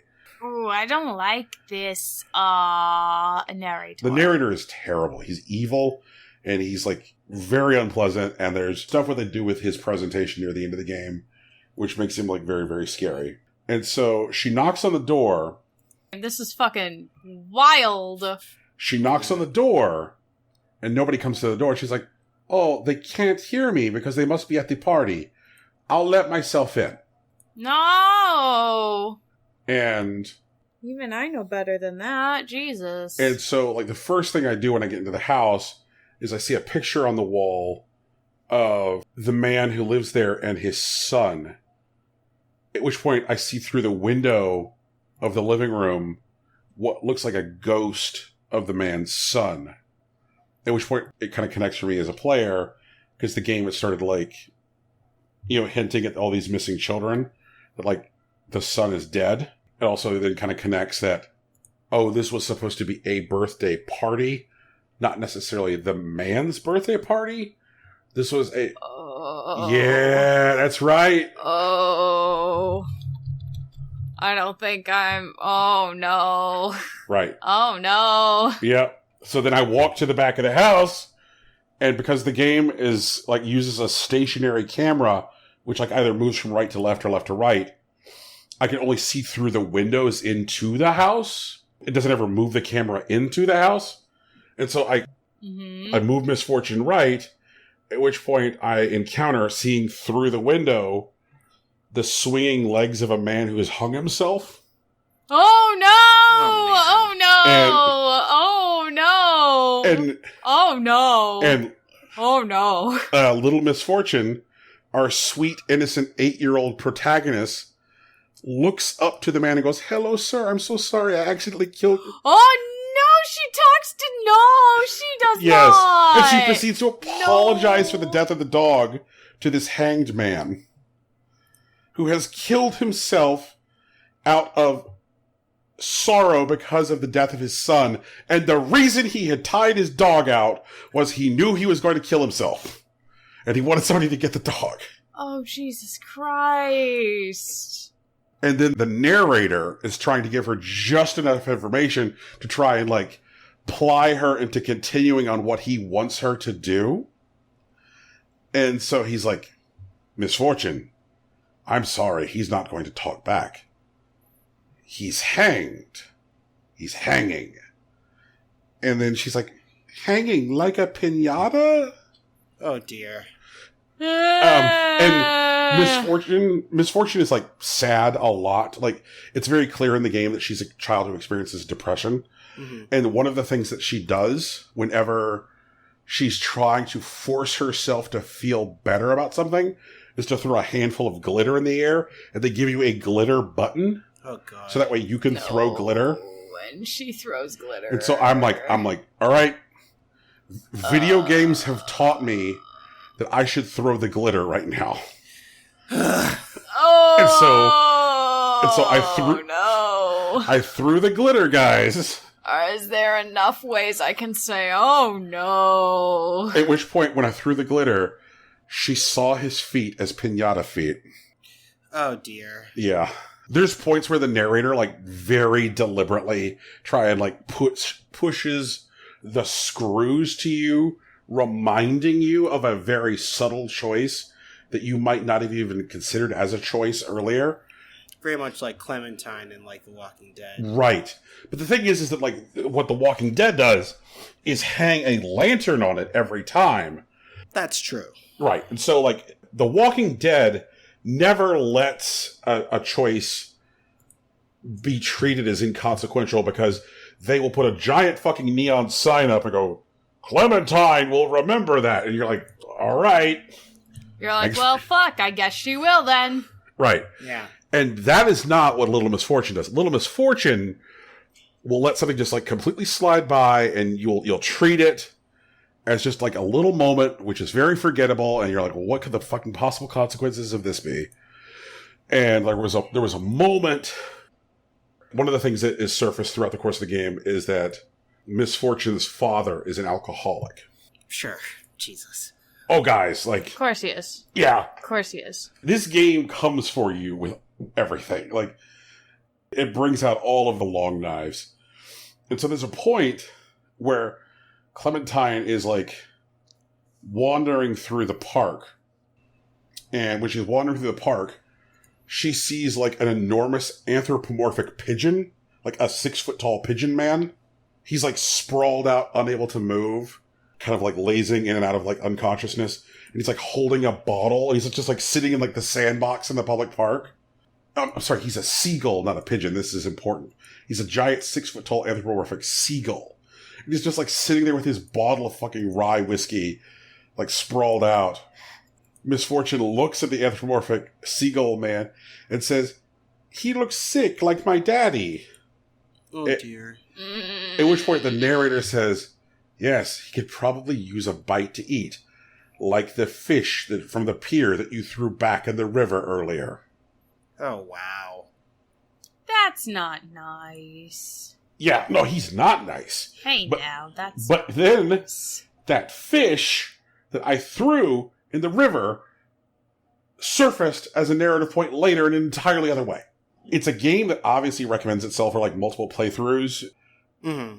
The playthrough that I did for this path took me about 5 hours. And it does, like, some, like, great stuff with, like, you know, folklore and side characters, like Misfortune. She has a friend at school. She's like, I have a friend at school. His name is Hiro. He's from Japan. I have a hard time understanding him because he's Japanese. Later on, you find out that Hiro is a ghost because of all the missing children. Sick. Yes. Of course you fucking do. Also, all of the adults in town wear masks to hide how sad they are, which leads to some great visuals. I absolutely loved this game. Absolutely loved it. I don't say this generally for scary games, but I'm going to say this for like a game which I think is like takes the gas out and is, kind of depressing. I think this is a lights on kind of game. Like this is It's not jump scares or anything. It's like not. There are no jump scares. But it's like you gotta have yourself grounded. Yeah, like leave yourself enough time to like play something else or watch something else afterwards, because it's a lot. It's absolutely a lot. Like it got to the point where like Beth started watching me while I was playing, and I was used to it because I've been in since the beginning, and like she started watching me when I was about halfway through the play, and like something would happen, and she would just go, Jesus, oh God, oh no, like it is kind of menacing and unrelenting in that way. But then at the same time, the character of Misfortune is just so cute. Like there's a point in the game where she feels secure enough in herself to drop an F-bomb, where like she's obviously tentative about it because she's a kid and she doesn't want to get in trouble, but she like drops her F-bomb, and you're like, good on you, Misfortune. That's a good place to drop an F-bomb. You're like, yeah, that fits this one. Holy, ha. Yep. No. Yeah. No. So strong reco. So yeah, like it is a good and refreshing feeling to say like I'm playing 4 games right now and absolutely, I don't know what you would call Clubhouse games. Clubhouse games is a video game. Yeah. So I'm playing 4 games right now and absolutely loving my time with all of them. I don't know whether to just put Star Wars Jedi up your ass aside. Yeah, I would. I don't think it's a summer game. It doesn't get better. Tell you that. You're not missing out on it. That's for sure. I definitely want to play Final Fantasy VII Remake and Bug Fables. And Bug Fables. And I feel like Bug Fables might have a longer playtime than Final Fantasy VII Remake. Yeah, like narrowly. I'd say it's in like about 5-10 hours longer. Right. Roughly. Right. Yeah. So maybe I put Jedi up your ass aside. Come back to it at some point, so that way I can take care of these other 2. I don't know whether to do Little Misfortune again immediately and make some different choices. Also, again, because the game is subtle around its choices, like there's going to be moments where like I'm not sure if what I'm doing is a choice. There's also these moments where like the menacing narrator guy just will ask you 3 questions on your way to a destination and be like, like Misfortune, I just want to ask you a few questions. And no thanks, bye. And I don't know if your answers to the questions impact the environment or not. At one point he asks Little Misfortune, do you feel loved? Have you ever felt loved? Oh. Yeah. You should never have to ask a child that. Right, yeah, this game comes for you where you live. That's not nice. I don't want to be attacked in my home. Fucking rude. Oh, man. But, Brian, I think that it could be fun to do, like, a couple playthroughs on stream with this. Oh. Is it only on, is it on PC? I assume it's on PC. It is right? Available on, Switch, PC, PS4, Xbox. It lives everywhere. So we have options. Cool. Yeah. I got it on Switch. Oh, yeah, because, I saw your tweet. Yeah, and I just saw that fucking hamster strip club, and I said, holy shit, I need to make sure that the world is aware that this exists right now. I just want to hit this moment, it'll be the last thing I say about Little Misfortune for this episode, is there's a moment in the game where Misfortune comes across a canvas with a drawing on the canvas, which is very clearly a drawing of a cock and balls. But she doesn't understand it to be that.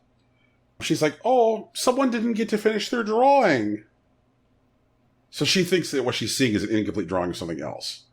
So the game presents you an opportunity to finish the drawing, which she then, like, turns into a doggy. She thinks that, like, the balls are, like, the muzzle of a pooch. Because, like, she thinks the ball hair are whiskers. She, like, draws ears on the shaft and, like, puts eyes and kind of, like, turns this cock and balls into a beagle. And it's just the weirdest damn thing. And I'm just sitting here wondering, what narrative fork did I create by finishing the Cock and Balls picture. I can understand why that would haunt you. Yes. So what else we got going on? I do want to address our listeners for a moment, because I have good news. The papers have been filed, and we have been officially cleared to talk about anime on this show again. And I want to take a moment to talk a little bit about my life as a villainess. Fuck yeah. Fuck yeah. All roads lead to doom.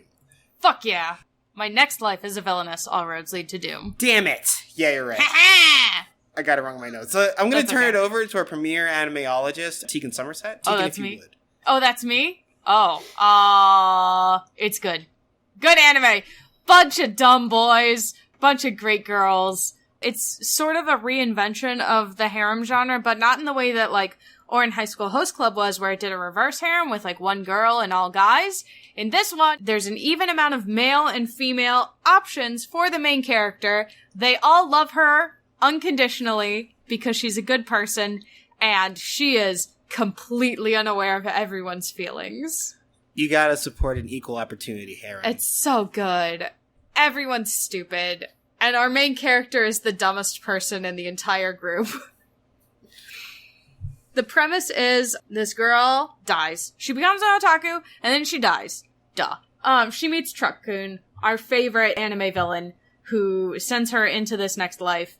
And she realizes, when she's young in this next life, that she has been reincarnated as the villain in a dating sim called Fortune Lover. So her entire goal is to not get killed or exiled by the end of the game, which takes place in, like, high school. And so in order to do that, she's accidentally, on purpose, befriended all of the love interests of the main character, and then the main character, and everyone is unironically in love with her, and she just wants to eat candy and cakes. And, like, that's a mood I relate with. That is also my existence. So, it's fun. Everyone's stupid. Everyone's stupid, Brian. You should watch this show.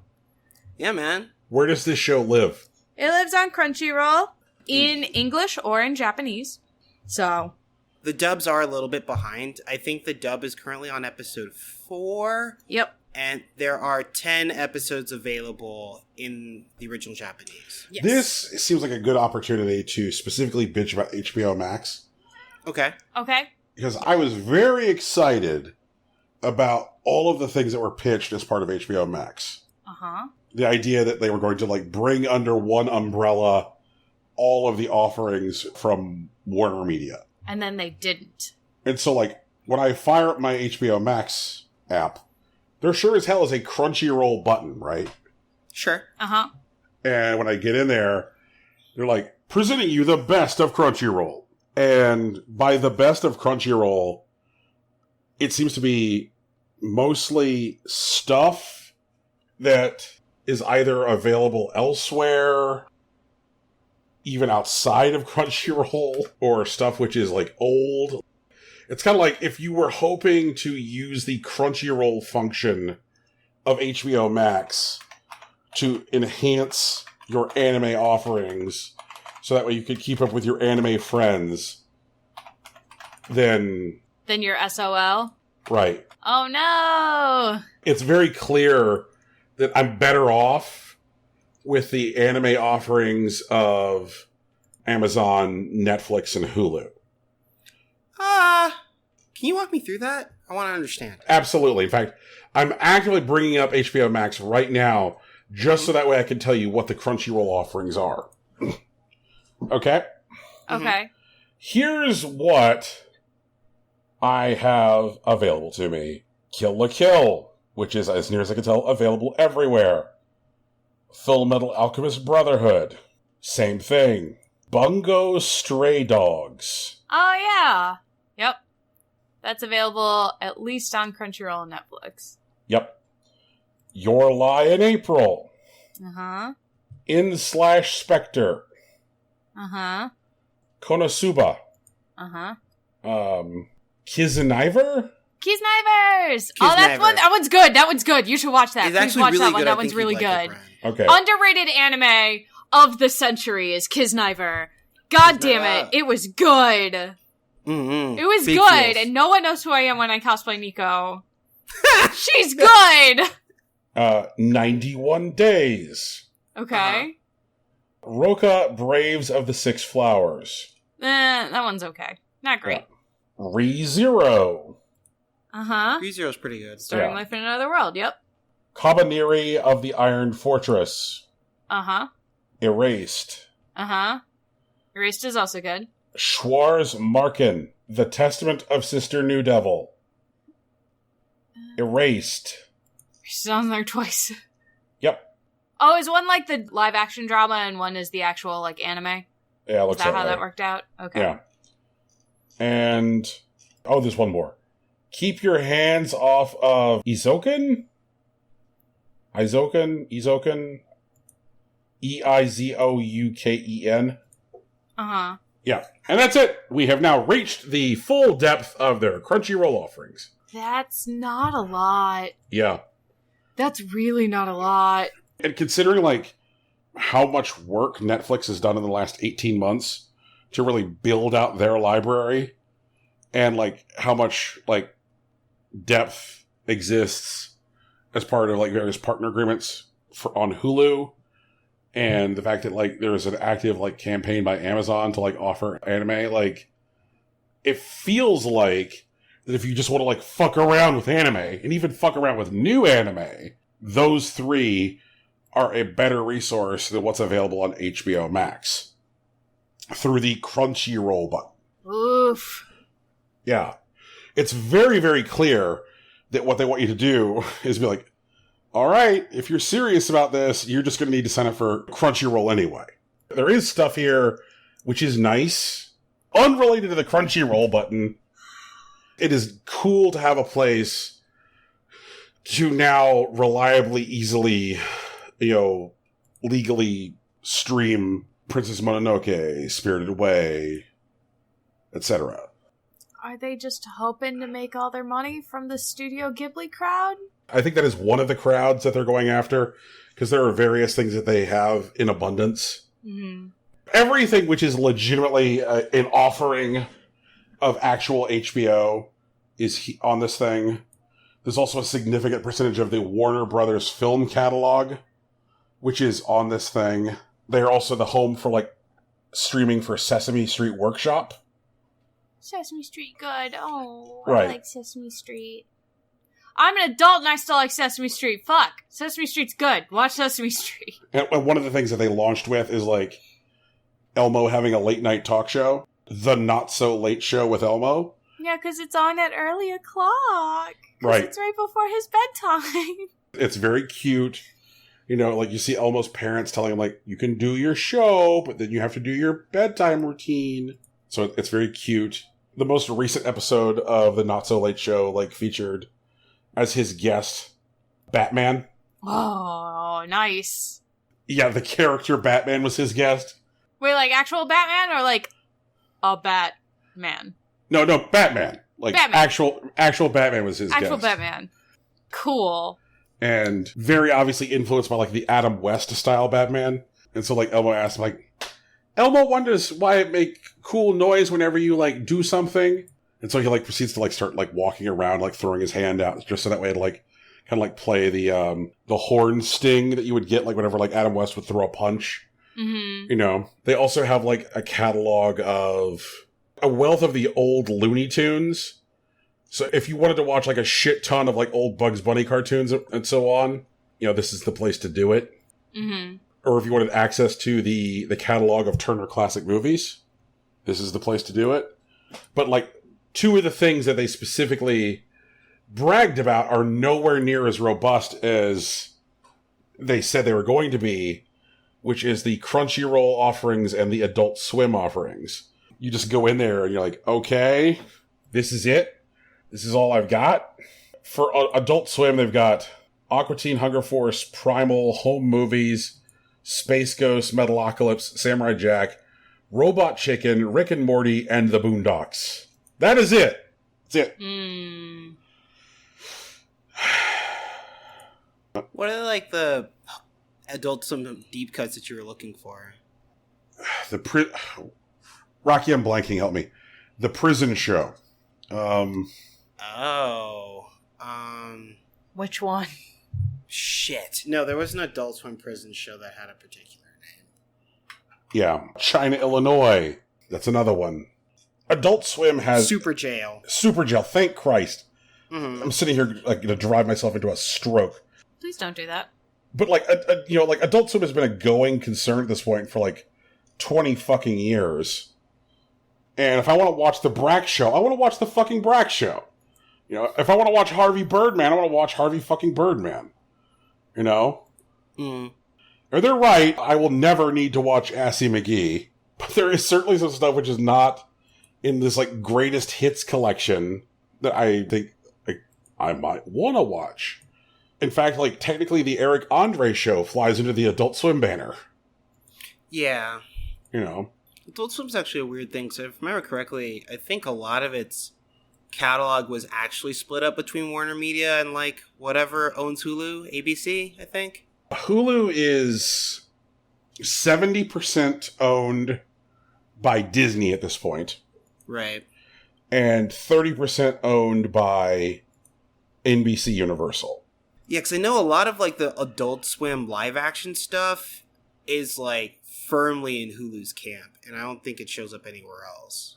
Like, I don't think the Eric Andre show's, like, on Netflix or anything. Right, and a lot of this stuff is because of, like, old deals, and that stuff is also, like, impacted, like, Disney Plus. Mm-hmm. You know, where, like, there's some old ironclad deal that exists with some streaming service somewhere. Like, I am pretty sure that, like, Mad Men is only going to be on Netflix until Christ comes back, because of the language that got used when they made the deal for Mad Men years ago. And there are similar kinds of things where, like, shows get locked up forever. There's a thing on Hulu now called FX on Hulu, where, like, they just put up the entire catalog of the history of FX in Hulu. You can just, like, go and be like, I want to watch a bunch of old S.H.I.E.L.D. and Sons of Anarchy and Damages and whatever the fuck. And everything is in there except for the Americans. Because Amazon made a deal for the Americans. Mm. You know, and it's one of those old ironclad deals. There's, like, movies that you'll, like, search for on, like, Disney Plus, and, like, when the movie pops up, they'll let you search for it, there'll be a button for it, and then it'll show you, like, this film is unavailable to watch until August 8th, 2023. And, like, I get what Disney's trying to do there. They're trying to, like, stir up fans and be like, man, you know, like, I want to watch fill-in movie here on Disney Plus. Like, I wonder if I can go harass some other company on Twitter in order to make that happen. You know, surfacing that through their user interface in that way, and, like, the language specifically says, like, this film is unavailable due to other streaming contracts until, like, date X. The other services don't necessarily surface that information in that way. One of the first things I tried to do with HBO Max, I was like, oh, this has got all the Warner movies in it. Let me just fire this up and watch The Matrix. Oh, I guess I can't watch The Matrix. Ugh. Oh, well. Who has The Matrix on streaming? Matrix rights are currently held by Netflix. Oh. Yeah. Good for them, I guess. Shit. Yeah. But they are due to expire this year. At which point they revert to Warner Media, at which point they'll be on HBO Max. It's just one of those things where it's like, it feels very much like with streaming services that we're kind of back to where we were like 15 years ago. Where you're like, I've got 8 different streaming services, and it sucks. I mean, I know a lot of people don't bother to have 8 different streaming services. They have 2 streaming services and 6 passwords of their cousins. It definitely rubs my rhubarb the wrong way. Okay, I derailed anime time. You did. You did. That's okay. Is it, though? I mean, we expect it, so it's cool. Oh, Jesus. Do I? No. We're just glad that we got our permits, man. Yeah. I do not normally derail anime time. In fact, little disclosure to our listeners. Here's the thing that happens. I never derail anime time. And then, like, the other week, we were, like, having a post-show wrap-up where we were talking about the fact that, like, I don't normally talk a lot when there's discourse on anime that I haven't seen. And it's because I want to listen and ask, you know, fewer questions and make them thoughtful questions. And Tegan's like, yeah, we know you hate anime, or something to that effect. Well, I think the actual comment was that whenever we start talking about anime, you end up giving this, like, deep, heavy sigh, and, like, it's clear that you're not having fun, so that we don't do it. Yeah. Which I said was unfair. You're allowed to not have fun during things, man. Yes, and there are many things I do not have fun during, but, like, that's not one of them. Okay. I feel like that is an imagined projected sigh. I need someone, some nerd who loves our show. Also, thank you for loving our show. To, like, pull a supercut of Brian sighing every time we start talking about anime. I know it's there. I know it is. I mean, I do also think that Brian has only watched one anime we've recommended to him, and it's Neon Genesis Evangelion. That is also true. So, you know, All right. we've recommended a number of anime on the show, and you still haven't watched Haikyuu, number one, and there is nothing that's better than Haikyuu for, like, immediate serotonin. Because, as we have said before, the stakes have never been lower. So, The boys just want to play volleyball, Brian. yeah. And you can watch that for free on Netflix, or on Crunchyroll, or on Funimation, in English or Japanese. Like, there's no excuse. Okay. There's none excuse. All right. Look. Do you just want to be miserable? We can recommend a bunch of other anime that are like Evangelion that just make you sad and existential. We could do that. True. No, I was going to say, first of off the top all, of my head right now. I'm going to call bullshit because I have definitely watched the story of a runaway rich girl on Mars. Carol and Tuesday. Yes.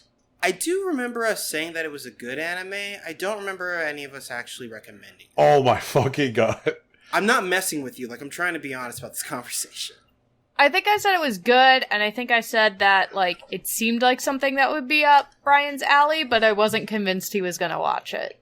Retracted. I think that's how that conversation went. And then he did watch it, and we were like, wow! And then we were like, you should watch Haikyuu, because you would love it! And he's like, and you're like, yeah! And then you just never did. Haikyuu's good. We're not trying to get you to watch, like, 900 episodes of something, you know, but you watched all of fucking Evangelion, and there's, like, 3 movies of that, almost 4. Shit. I don't Maybe think he's 4. watched the movies. I've watched I the think movies. I think he Yeah. watched, like, See? I think he watched, like, whatever the first thing is. Oh my god, I literally just said I watched the fucking movies and you're like, Yeah. I'm gonna blow past Yeah, that. I missed that. He I'm did sorry. just say IRL, I watched the movies. I missed it. He watched the whole thing. Yeah, I ate the whole burrito. And I really liked it. It's incredibly dense. It's a thing that, like, recommends itself for, like, a lot of examination, discussion, and rewatching. Like, it's that good shit. Carol and Tuesday is much lighter fare. Oh Right. yeah, it's delicious. It's popcorn. Yeah. It's popcorn with M&Ms in it. Delicious. Yeah. Carol and Tuesday is watering your flowers in Animal Crossing. You're just like, I'm just fucking hanging out. I'm fucking hanging out. Haikyuu is like smashing the A button after you've caught a fish. You don't have to do it, but it feels better when you do it. What anime is like being a genetic overpowered evolved shark that can kill everything except for one orca? One time I was reincarnated as a slime. Oh yeah, that. I was gonna say Darling in the Franxx, but you know what? Good. Also, recommendation. Yeah. That time I was reincarnated as a slime was good.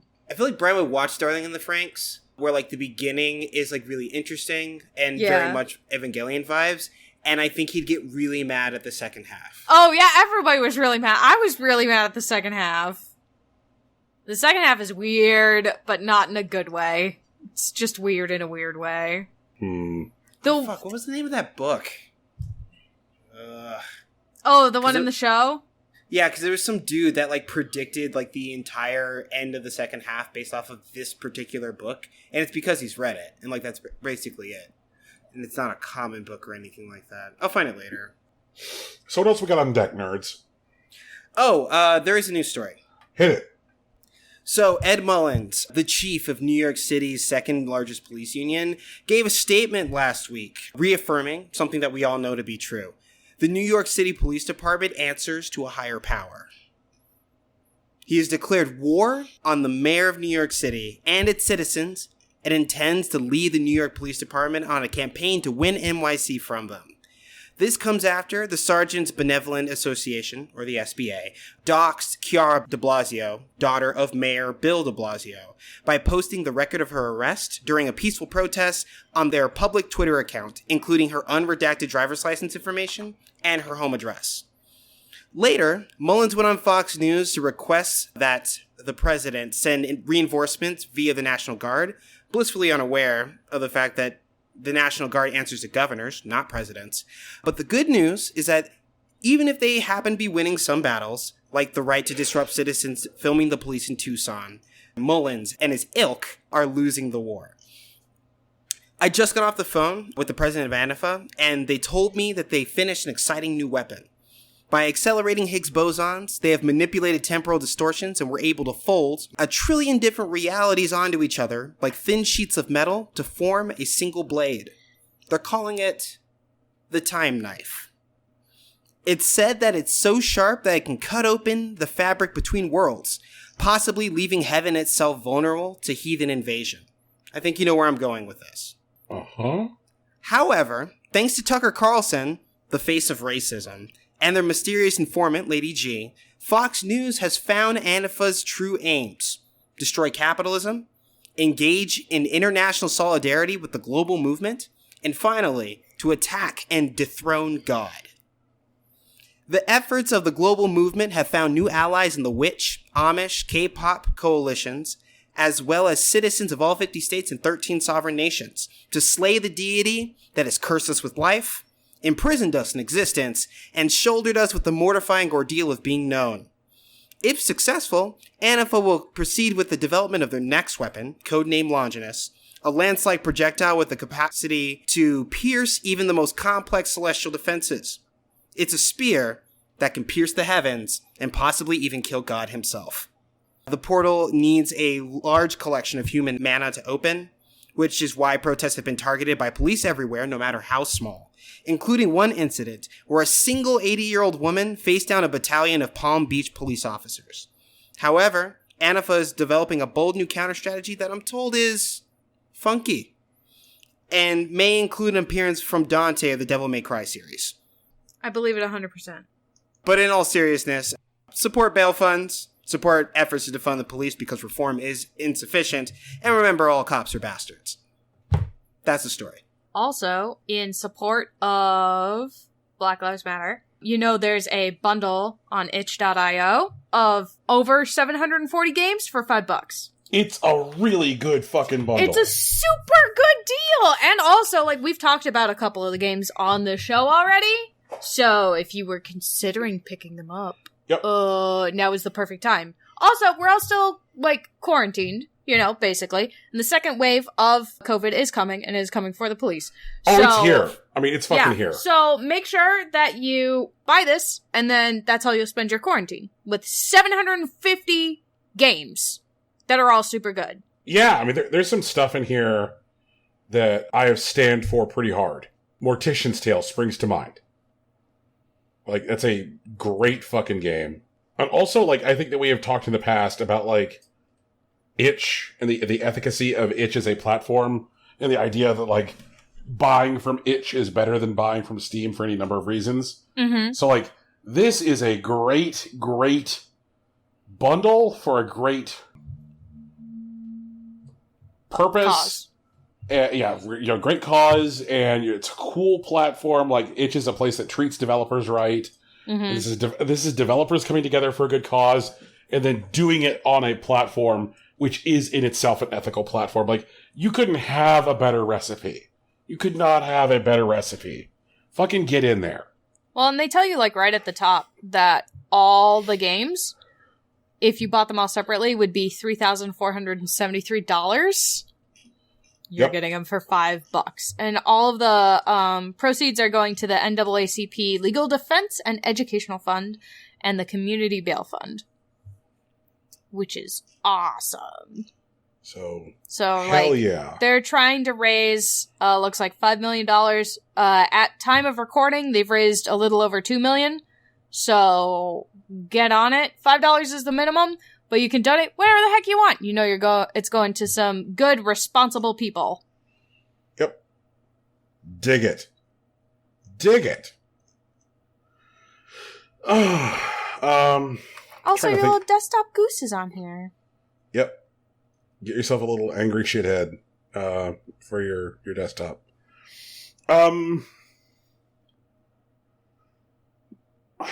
I have entirely unimportant but totally on brand for me news that springs to mind.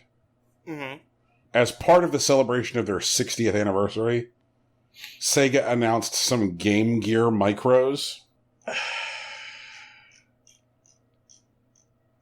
See, what you're going to do is you're going to get somebody who's going to put together this like alleged anime-sized supercut, and they're just going to use the Game Gear micro SAI like 19 times. Like, Sega, how did you shit the bed on this? All right, so these Game Gears, these fucking tiny things, they're putting out 4 different Game Gear micros as opposed to say, oh, I don't know, a single Game Gear micro, and each one has a scant 4 games on them. They're each $50. So, like, the black one, it comes with Sonic the Hedgehog, Puyo Puyo 2, Outrun, and Royal Stone. The blue one is Sonic Chaos, Gunstar Heroes, Sylvan Tale, and Baku Baku Animal. The yellow one is Shining Force Gaiden, Insei Jashin no Kune Hi, Shining Force The Sword of Haija, Shining Force Gaiden Final Conflict, and Nazopuyu Aru no Ru. And then the red one is Revelations, The Last Demon Slayer, Megami Tensei Gaiden, Last Bible Special, The GG Shinobi, and Columns. And the width of the screen on these things is 1.15 inches. Yeah, that doesn't sound like a lot. That seems very, very tiny. Right. Now, there are at least 2 of these things that focus on very text-heavy RPGs. So if somebody wants to like make an argument that you can play Sonic the Hedgehog on an inch-wide screen, I'll entertain that idiocy. I'll let somebody try and make that argument to me. But if somebody wants to tell me that you're going to play a fucking Megami Tensei game on an inch-wide screen, just get fucked. Like, absolutely get fucked. So each one of these things is $50 a piece. But if you pre-order all 4 together for more than the price of the 4 individually. So if you pre-order all 4 in a pack for $250, you'll also get a replica of the old Sega accessory that got sold for the Game Gear called the Big Window, which was a thing you would strap to your Game Gear to make the screen bigger. So you can get a big window, magnifying glass. That sounds like that thing that I would have on my Game Boy. Yep, it's exactly that. Oh my god. So please recreate that terrible experience from 25 years ago. Why? And Don't do that. Don't do that to any of us. And I'm just sitting here thinking, like, how much money Sega could have made if all they did was just release a Game Gear around the same proportions as an original Game Gear, or maybe a little bit smaller, which charges on USB, has a good screen, and has a single decent library in it. They literally just got this right. They just put out that, like, Sega Genesis Mini, which got rave reviews for how good the library was on it. When they finally got into the mini game, like Nintendo, they delayed it a full year and changed development companies because the original plans were bad. And they're like, scratching this, starting over to make sure it's good, and then it was great. Where did that thinking go? Because the Sega Genesis Mini was fucking fantastic. This is the most dog shit thing. Like, these are smaller than, like, the GBA micros. The screen is a full 30% smaller than a GBA micro screen. What the fuck is that? Thanks for coming to my TED Talk. Brian, I have bad news for you. I know where that thinking went. It got laid off. Oh, God. Please use that sigh also in the supercut. Don't use lies. Use the lies! I will never deny that there aren't deep Brian sides on this fucking show. Uh-huh. There are. But there are not sides which are, we're going to talk about anime, so I'm going to act like I'm having my fucking asshole extracted. Like... Okay, so I guess what's the bare minimum? We need like 30 seconds of context before the Brian side comes in just to verify it? Yes. We need papers to authenticate. Oh god, more paperwork, Brian? Fuck! Alright, whatever. We'll figure it out. We're killing all the trees here, man. Look, paperwork can be submitted digitally. Like, Viceroy Williamson, who approved us for anime conversations again, told us that he's okay if we submit stuff digitally. We're killing digital trees, not real trees. We're killing digital trees. But unless there's some business that I forgot about or I'm not aware of, I think this takes us home. Are we going to make an active attempt to get on that fucking Gamer Bros list, or are we just going to assume that this is going to be enough? Oh, yeah. Because, like, fuck that About the dude. guy. I was in such a good mood. But yeah, one angry gamer compiling of lists of people in the game industry that are, Not just the game industry, it's everywhere fucking now. It's crazy. to like deeply concerned about what's going on with Black Lives Matter. I think in their antagonism to protests, I think that's their like line that they're going with. And we at Impossible Coin are deeply offended that we were not included on this list. Yep. And so we are actively petitioning him on Twitter and on other media that we are immediately included on his, quote, traitor list so that we can wear it as a badge of honor. Yeah, especially because, like, Markiplier got added this morning, recording warning, and he's listed as if chocolate had a voice, and I'm mad. I'm mad. Why can't we be on that list? That list is so cool. I want to be on that list with all those cool people. We'll get on the list. We'll figure it out. And to be, to provide full disclosure, I have been attempting to actively antagonize this man on Twitter. It's true. Yeah. We've seen Yep. it. Yep. We've tried antagonizing him on our personal Twitters and on our show Twitter. Yep. Because he's a fucking douchebag. He's a fucking douchebag. If you still support that man, after all this bullshit, like, don't support us. Fucking go away. Yeah, we're not boys. Gotta let you know. Yeah. We don't need you. We don't want you. Get fucked. So everyone, this has been our show. It's called Impossible Coin. We do it every week. You can find us wherever podcasts are found, on iTunes, Google Play, Stitcher, or Spotify. Soon to be on SoundCloud, if I remember correctly. Or are we on SoundCloud yet? Okay, so let me tell you guys what's going on with SoundCloud. Mm-hmm. Tell me. Tell me with the words. You have to register, apply, provide a link to your current RSS, at which point it is reviewed. So like right now, we have been submitted, and there is a button which is sitting in our Libsyn right now which says like pending review. So I guess it depends on like how many people at SoundCloud they currently have reviewing requests for syndication.